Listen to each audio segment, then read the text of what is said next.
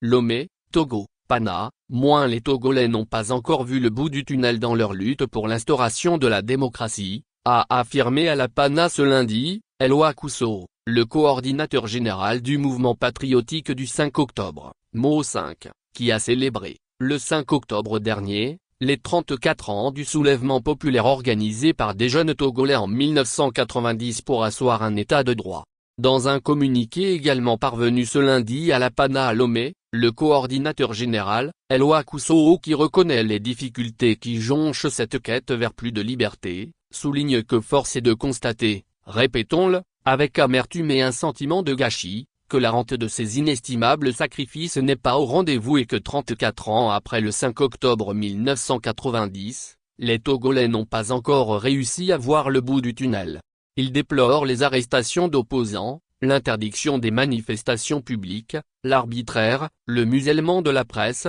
l'impunité et tout récemment, l'agression contre le député sénégalais, Guy Marius Sagna, le 29 septembre dernier à Lomé, alors qu'il était invité pour une rencontre citoyenne en marge d'une session du Parlement de la CEDEAO dont il est membre. Ce qui n'augure pas un bon avenir pour la démocratie au Togo, a estimé le leader du Mo5. Cependant, affirme-t-il, les vicissitudes du moment ne sauraient éteindre la flamme du 5 octobre qui certes peut baisser momentanément d'intensité. Le soulèvement populaire du 5 octobre s'inscrit dans un processus irréversible. Il appelle partis politiques de l'opposition, la diaspora, les organisations de la société civile à vaincre les divisions internes en leur sein pour œuvrer à construire un Togo plus démocratique pour le bonheur de la jeunesse. Le 5 octobre 1990, rappelle-t-on, des étudiants de l'université de Lomé et des organisations de jeunes ont spontanément organisé un soulèvement populaire pour réclamer la libération de plusieurs jeunes interpellés et sur le pas d'être condamnés pour distribution de tracts invitant à la révolte.